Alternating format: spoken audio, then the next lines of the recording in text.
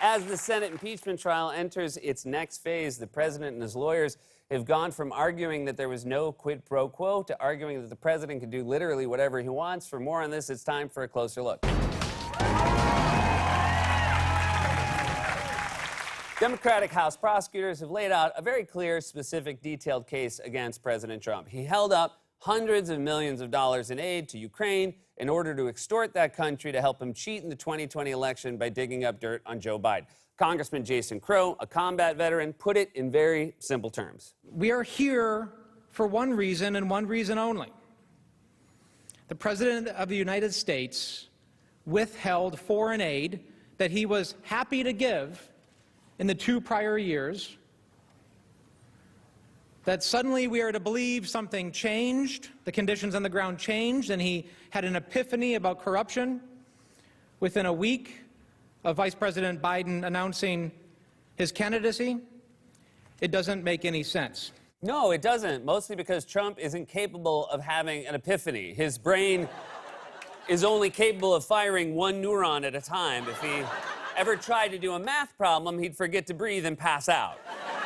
That's why he looks dead into the camera with that blank stare like a deer caught in a nature video. Not only has Trump never heard of an epiphany in his life, if you asked him what an epiphany was, he'd probably say, "The daughter who hates me." She's a real epiphany. And as the Democratic House prosecutors have laid out their evidence in the Senate impeachment trial, President Trump's defense team has struggled to respond. It's getting harder and harder for Trump to insist that the investigation is a so-called witch hunt. And I mean, it's literally getting physically harder for him to say the words witch hunt. The American people are disgusted by the Washington Democrat and you see it. You see it. What? Which one's what? We don't know what you said. Why does he always do that thing where he just quickly moves on and pretends he didn't mess up instead of just stopping and correcting himself? It's not a slick move, dude. It makes you sound like a stoner with a mouthful of peanut butter. See that magic eye potion? It's a silver. Easy. Idiot. Which wash? And when he's not complaining about a witch hunt, Trump has repeatedly claimed that Article 2 of the Constitution, which outlines the powers of the presidency, allows him to do literally whatever he wants. Article 2 allows me to do whatever I want. Then I have an Article 2 where I have the right to do whatever I want as president, but I don't even talk about that. Nobody ever mentions Article 2. It gives me all of these rights at a level that nobody has ever seen before. What do you mean nobody has ever seen before? Only Trump would think no one ever gets to that part because it's all the way back in Article 2. Of course, I doubt Trump has ever read even one full sentence of the Constitution. He probably got 3 words in and quit. We, the people, I think that M is upside down.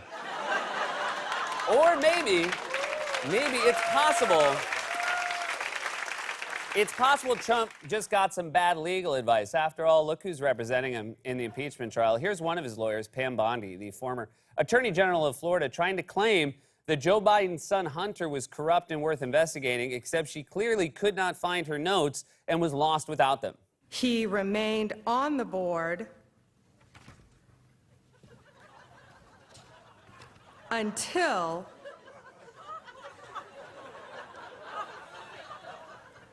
April of 2019. Pam Bondi, you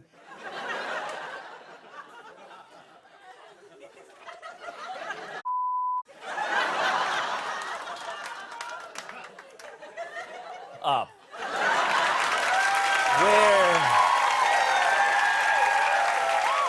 Where does Trump find these lawyers? Did he see her on a bus stop bench ad or just on a bus stop bench? She's like a failed game show contestant whose fallback career was defending the president. Miss Bondi, who is Hunter Biden? He remained on the board until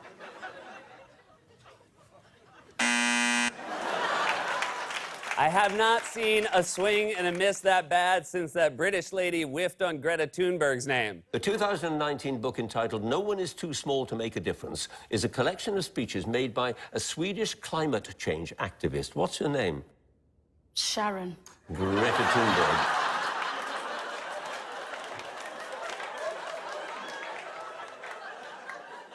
She looks like a Sharon. But Trump's claim that he can do whatever he wants is very much at the core of Trumpism and the modern Republican Party. And that ethos is very much on display in this impeachment trial. Republicans have spent a decade pretending to be a principled party based on limited government and respect for the Constitution, when in reality, they never cared about any of that stuff. Today's Republican Party is an authoritarian movement led by people who believe they should have the power to impose their will on everyone else. And Trump perfectly embodies that authoritarian mindset, which was on display in its clearest and most obvious form yesterday when Trump lawyer Alan Dershowitz made a truly shocking argument that it doesn't matter if Trump engaged in an illegal quid pro quo to cheat in the 2020 election, because if he was doing something to help himself get reelected, that means he was also doing it in the national interest. Every public official that I know believes that his election is in the public interest. And mostly you're right. Your election is in the public interest. And if a president does something which he believes will help him get elected in the public interest, that cannot be the kind of quid pro quo that results in impeachment. That is an absolutely insane argument that is antithetical to literally everything the founders believed when they wrote the Constitution. Think about what he's saying there. He's saying that if you believe you being president is what's best for the country, then you're allowed to do whatever you want in order to remain president. That's insane. By that logic, Trump could shut down airports under the pretense of high winds anytime one of his Democratic challengers had a flight, which would affect everyone but Bernie, who likely has a backup mule. Mules are stubborn, no nonsense, and affordable, just like me. I will see you in Iowa in 1 week. Now, to give you an idea of how utterly bankrupt and amoral this idea is, let's just step back and review how much the Trump team's argument has changed over the last few months. Because as you just heard, one of the president's lawyers literally just said that he can commit an illegal quid pro quo to cheat in an election, and that's fine. But as you'll recall, when the allegations first emerged, Trump and his supporters insisted adamantly over and over and over again that no such quid pro quo had ever occurred. There's no quid pro quo, no demand, no pressure, no threat. There's no quid pro quo. There was no quid pro quo. There is no quid pro quo. There is no quid pro quo. There was no quid pro quo. There was no quid pro quo. There was no quid pro quo. But listen to this. There is no pro quo. That's right. There was no pro quo. I guess we can't expect the President of the United States to remember that many one-syllable words. When Eric and Don Jr. were growing up, he probably read them a book called The Cat in the... No pro quo sounds like a fake phrase a New Yorker would say to a tourist in Times Square to avoid talking to them. Excuse me, can you tell us where the M&M store is? Scusi, no pro quo. So that was their argument at the start. Fast forward to Tuesday amid the Senate impeachment trial when Senator Ted Cruz took a rehearsal break from his one-man Unabomber musical to argue that it doesn't matter if there was a quid pro quo. The Constitution requires high crimes or misdemeanors, that the test for impeachment, it's treason, bribery, or other high crimes and misdemeanors. And the House Democrats, they haven't alleged any crime whatsoever. One point that explains why the president is innocent and he should be acquitted and why he will be acquitted. Quid pro quo doesn't matter. It's a red herring. It doesn't matter if there was a quid pro quo or not. Oh, now? It doesn't matter? You guys have spent the last 4 months insisting it didn't happen. When you suddenly change your argument like that, it makes it obvious it did happen. If you worked at Dunkin' Donuts and your boss said to you, "Hey, Brad, did you stick your through the crullers?" And you said, "Of course not." And then he asked you again and you said, "It doesn't matter, crullers taste like anyway." Then yeah, you stuck your through all the crullers. In fact, Ted Cruz himself, he once argued there was definitely no quid pro quo. A lot of what the Democrats had been raising, alleging an illegal quid pro quo, was not in fact backed up by the transcript.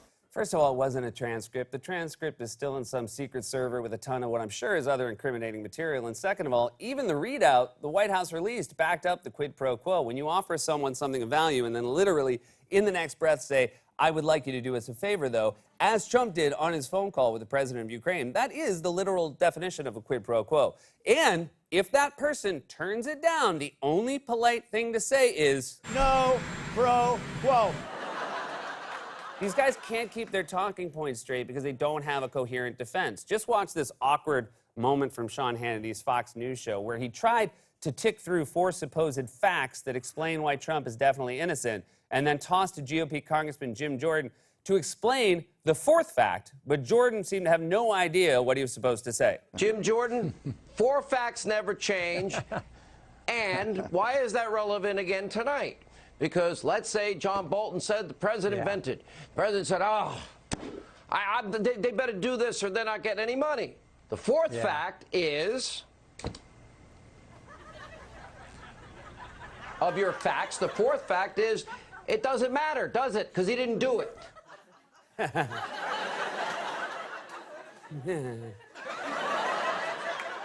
That was the equivalent of watching someone pass a basketball to a teammate who's not looking and have it bounce right off their face. Even Pam Bondi was like, get it together, guys. Trump's lawyers and allies can't keep their talking points straight because it's all BS. They're making up stuff off the top of their heads to mask the only real argument they actually have, which is this. They want to keep Trump in office, and in order to do that, they have to agree he's above the law. They've said as much throughout this impeachment trial. The Republican Party is an authoritarian movement beholden to their cult-like leader. That's been clear since the moment Trump announced his candidacy, but it's been especially obvious since at least April